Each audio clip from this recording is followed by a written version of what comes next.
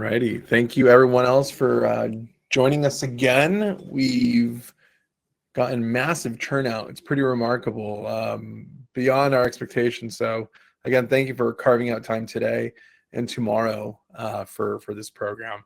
Now, just a reminder, you can email jc@abogadosnow.com for our white paper, Hispanic Marketing Success. It's literally built for you guys, law firms only.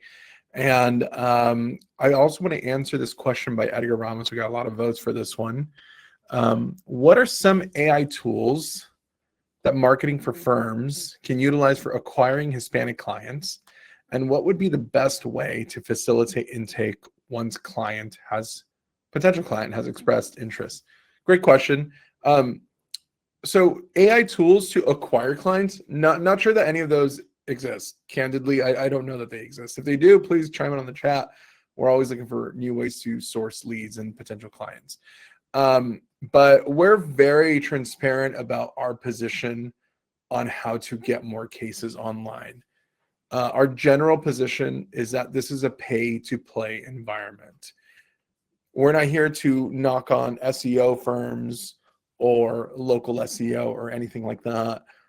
There's always a time and a place for that. In fact, everyone should be blogging. Everyone should be iterating their Google business profile. Everyone should have some kind of SEO strategy.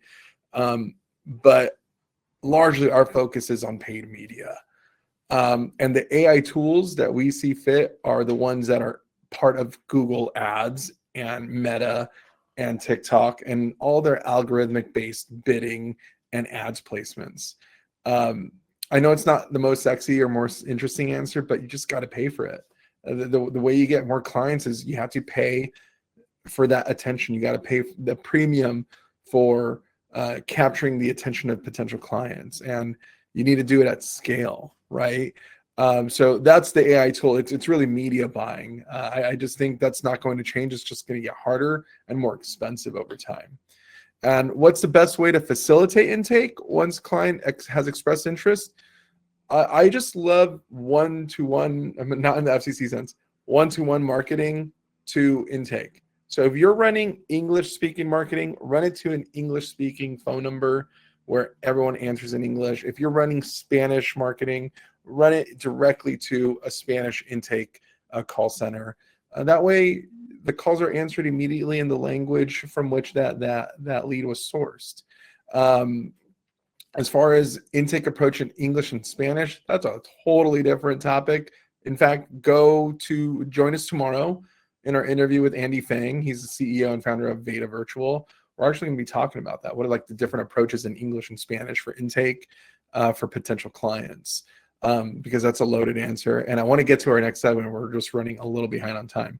So I want to introduce first our senior account manager, Andrea Ferrer. She's based in Rhode Island. Let me pop her in right here. Hey, Andrea, welcome to the show.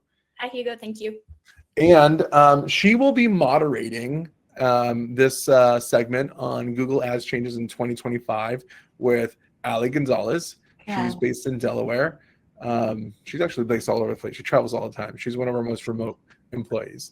And so I'm going to pass it off to them, and I'll take off from here. So Andrea, it's all yours. Thank you, everyone. Welcome. This is one of the times I'm going to tell you to have that notebook ready because Ali is about to give you so much information. As Hugo mentioned, Ali is the head of paid media, so she's who we go to for anything related to paid advertising. Today, we want to talk about Google. And well, Ali, I am, as an account manager, I talk to clients all the time. So I am the one who gets to hear what the attorneys are thinking. And recently, I've been hearing a lot of, do I need to do Google? Is that something that is still worth it? So I think this is what I want you to answer today. So let's get started. Let me see. All right. We need to share screen, guys. Okay, perfect. I got it, Ali. Okay. All right. So, as I mentioned, we're going to be talking about Google Ad changes in 2025. Ali. Yeah. So the answer is yes, you need to be in Google. Like Google has grown and it's projecting to grow even further in 2025. So last year they did 273 billion. And this year they expect 296. And this is just from ads, like not from all the other services that they have. So even if you're not there, your competitors are going to be there. And even competitors that are non-existent right now are going to be there. So you can't miss it. Yes, so to make that clear, you have to be on Google. The market share is still at 90%, and there are audiences that will need to be there. I would like to tell you, though, that there are other media channels, and we are going to be talking about there tomorrow, so you should still come tomorrow. But today we're talking about Google, specifically Google. Tomorrow there will be YouTube, TikTok, and other things. So, Ali, this person said, okay, I'm going to do Google. Everyone is there. All my competitors are there. Are there any cons that they should be aware of before they immerse in this journey? Well, yes, it can be challenging to master, especially if you are going to try to do it by yourself. Like there are a lot of nuances that you need to be aware. Even that now Google has like AI that you just like put your website and they will like almost create your campaign for you. You still need to tell him, yes, this is acceptable, no, this is not, and teach the AI how your firm works. Your firm is unique. And it can get a little bit costly, especially in this market. There are a lot of competitors, so you need to know in order to not overpay. Ali, how many years or months do you think it takes for an average person to master the AI aspect of Google? Well, it's constantly evolving. Like this is not new. This is not something that's come up on 2025. Like they have been trying to push it for years. So you need to keep an eye on it. It's a constant learning. So if you embrace this journey, just know that you will need to keep updated and you can just forget that your campaign is there because it will break. All right, that's good to know. So today we want to talk a little bit about what's coming on Google. There are a lot of changes, a lot of things that are different. We're going to try to make this as simple as possible. If there are any terms or anything you don't understand, please leave the questions and we'll do our best to answer them by the end. So first of all, we want to talk about bidding because now we have something new there. So Ali, can you talk to us? First of all, what's bidding to begin with and why is it smart now? Bidding is the system that Google uses to determine who is going to appear in a keyword search. So that would be bidding. And then Google is pushing further and further for us to use smart bidding so that we trust more the AI. But first you need to teach the AI, and there are other ways to bid that you need to experience before you move to smart bidding. But moving to smart bidding will give you like brownie points with Google eventually, and they will value more your campaigns, which is very important. So I think it's important that you know there is a smart bidding, but there are other types and they are equally important. So Ali, if you can walk us through what they are, please. Yes, so if you start building your campaign, these are the options that you will be presented with, and you will be like, oh, whoa, what should I choose? So let me quickly explain. So max clicks, you will set your campaign with certain amount of budget and then tell Google, like, with this budget, I want to get the maximum amount of visits to my landing page or website. But that's it. Like Google won't try to find a person that will convert into a lead. They just aim for traffic. Then there's max target share. This is a great resource for branding campaigns. So let's say that you are a well-known firm and you don't want your competitors to steal your leads whenever they use your keywords. So you create your brand campaign and tell Google, like 90% of the time that someone Googles my name, I want to be there in the top. So that will be max target share. Then you have enhanced CPC that you will tell Google, this is the maximum amount that I'm willing to pay per click, but also please try to get me conversions. That's the enhanced part. Then you have the ROAS or ROA, yes. And that's mainly for e-commerce, so that will focus more on revenue. And then you have CPA. That's what we mostly use. So when I say CPA, it's cost per acquisition. That in this case, an acquisition would be a lead. So we set a target acquisition number. So let's say 200 for a PI lead. And so we tell Google that's the maximum amount that we are willing to pay for a lead. You have to be reasonable, because if you put $10 for a PI lead, your campaign won't start ever, because just a click is going to be higher. And then there's max conversions. That is like, with this budget, get me as many conversions as you can. I don't care how much they cost. All right, so these are the main types of bidding that you have when you're on Google. Right now, Google is pushing for the smart one. I do want to clarify that even though there is a smart bidding, you still have to train it. The algorithm needs to know. So you need to give it as much information as possible to help it maximize performance. Attorneys are regularly asking me, why does it matter to have a history with Google? Google does not really understand what you want unless there is information to back that up. For example, Ali gives us here that you need to tell it. Actually, Ali, tell us about that, because it's a very good example, and I think it makes the point very clear.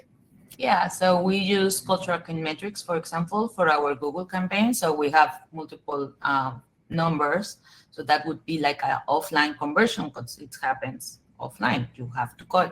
And then after call tracking metrics, we'll tell Google that the conversion happens. And that could be like, even if you hang up, but we set it a certain way that we only tell Google that a conversion happens if certain characteristics are accomplished. Like if you have like a low ring time and the talk time is above a minute. Because if not, any call, even like mistakes, will be counted as a conversion. But in order for that to happen, you still have to have the other ones so that you can tell Google, these are bad, these are good. Yep. So Google will say, oh, I gave you a lot of conversions, but unless you told them a certain set of criteria, then you're going to get a lot of bot dials, and Google is going to be thinking that you're doing great. So this is a recurring thing that we're going to be discussing through this panel. You still have to train the AI. It's going to be great for you once you do, but you still have to train it. And speaking of that, there are a lot of new AI assets. Ali, can you introduce them, please? Yeah, so you now can put your website, for example, and Google can create like a prompt and tell you what they learn from the website, and from there generate your keywords and your ads. And you can use this, and Google will really enjoy it, but you have to edit it a little, because again, you are a unique law firm, so you need to touch it further.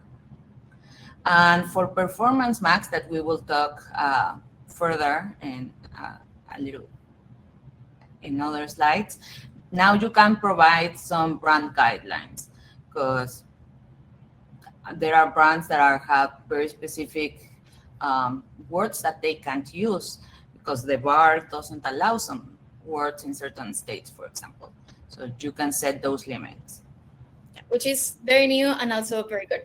Ali is going to show us a little bit how this works. So I'm going to stop sharing my screen so you can give us a little demo of these new AI keywords and assets. So let me stop sharing. 1 sec. Okay, let me see, because I can share. Yes. Once you hit on share screen, the moderators that are over here are going to allow it and give you approval.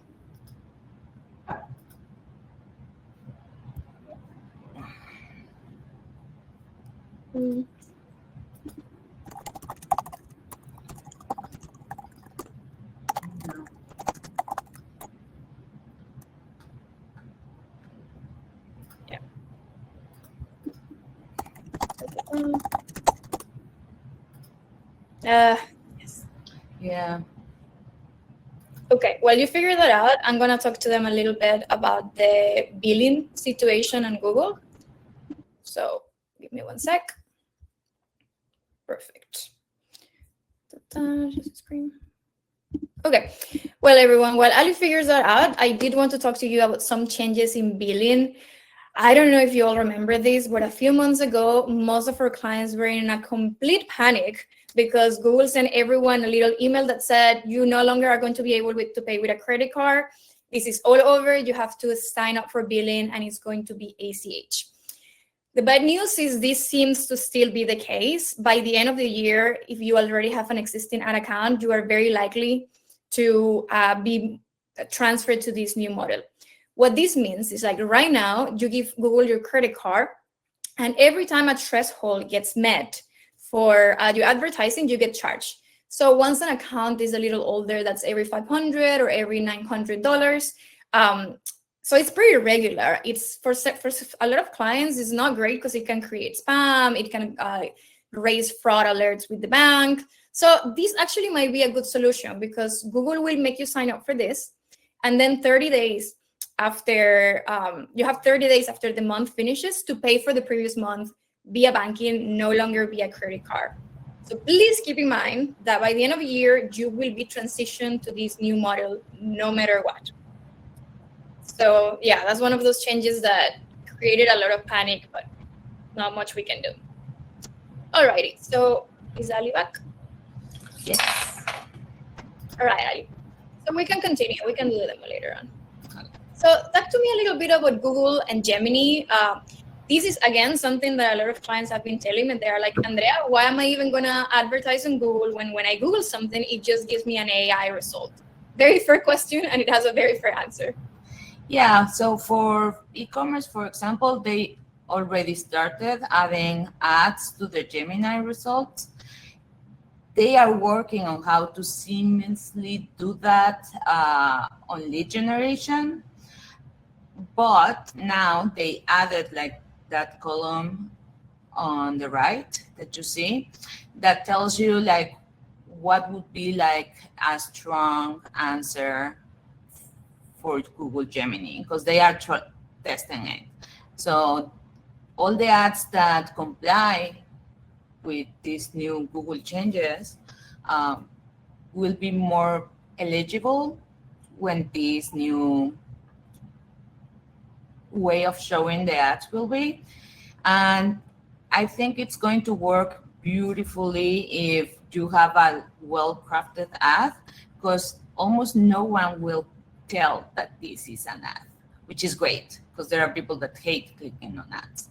So just start testing it, test it. You can change it. Like if you don't like it and you selected it, just edit it. But just by using it, you are only earning Google brownie points, and Google really values that. And that just strengthens your campaign. Yeah, just to make it clear, Google does play favorites. So they do enjoy it when you do the features that they want you to do, and they favor you, so they give you priority. So at any point, when possible, try to do the things Google want, but not always. There's a very good exception that I'm about to talk about right now, which is Performance Max. Ali, I just want you to explain to me why there is a black hole on the screen right now. So Performance Max is not a new campaign. It has been there for at least 8 years, but it was a black hole. Like you just created the campaign and Google take care of everything, but you didn't know what was happening. There was no way to improve the performance because you couldn't optimize what you can't see. So a lot of people stopped using it because their results were and there was no way to improve it. So Google liked it, so they were listening, and finally they released like these new features where you now can tell what is happening. You have a report and you have new ways to optimize the campaigns. This is using a lot of AI, like the brand guidelines that I told you earlier. So this is a good time to test Performance Max again. Google has committed to create a lot of changes and they are really pushing forward this. So again, brownie points.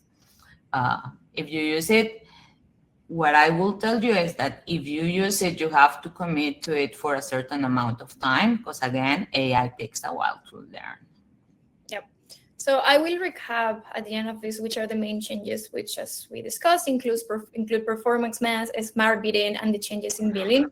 But there are things that you should know that have not changed. There are things on how to manage Google that is still remain the same and that are vital and fundamental for you to run successful Google campaigns. These are the main ones, and Ali is going to walk you through each of them, what they actually mean in practice. Yeah, so you first of all have to teach Google what is a conversion.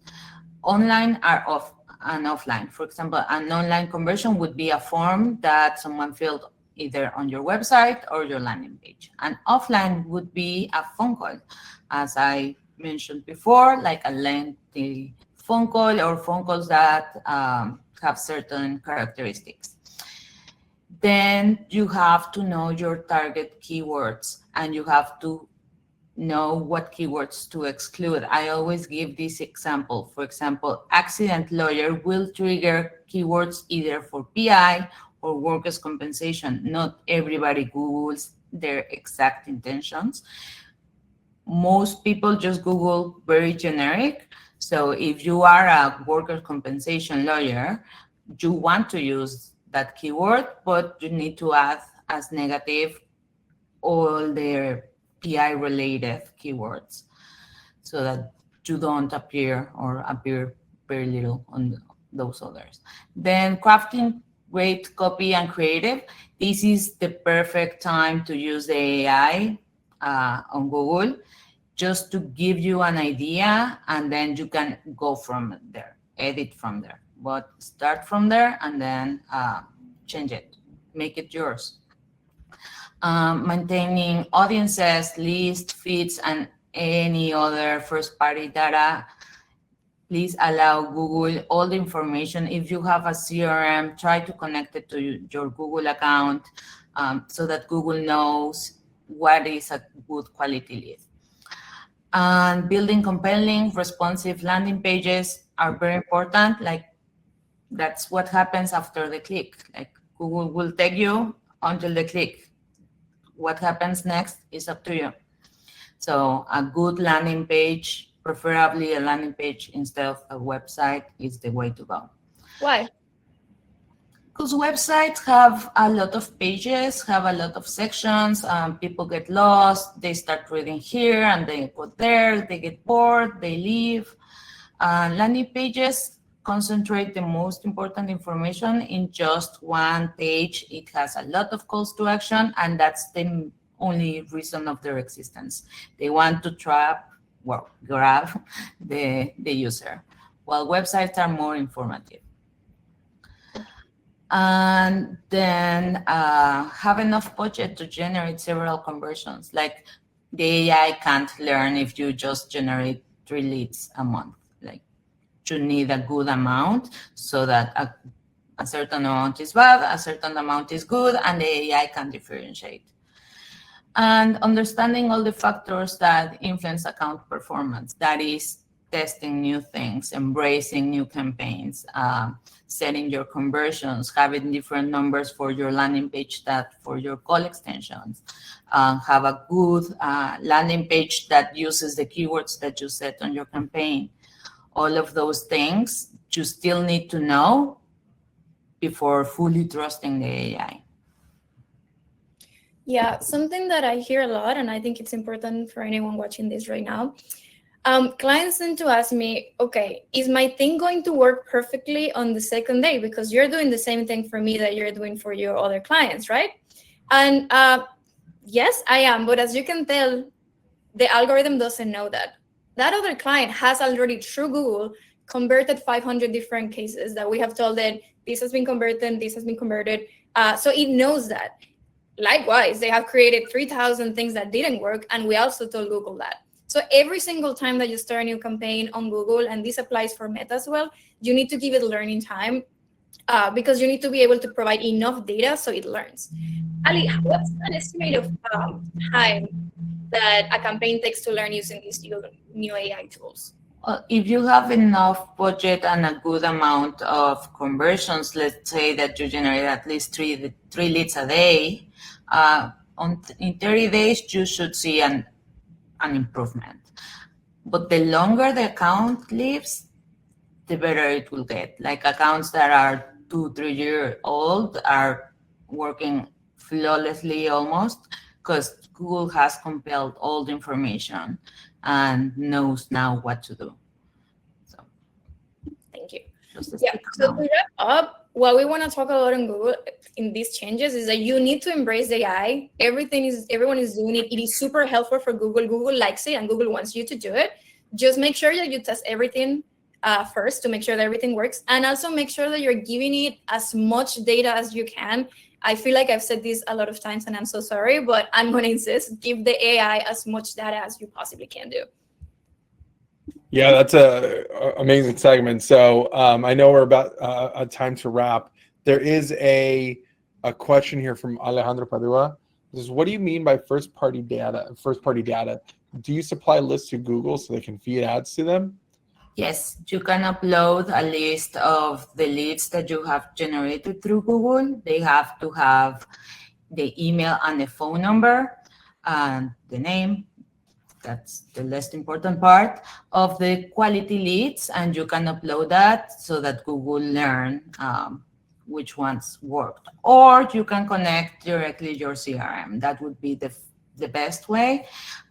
Those connections are very complex, but if you can't, just an Excel that you can upload every 15 days, that would work.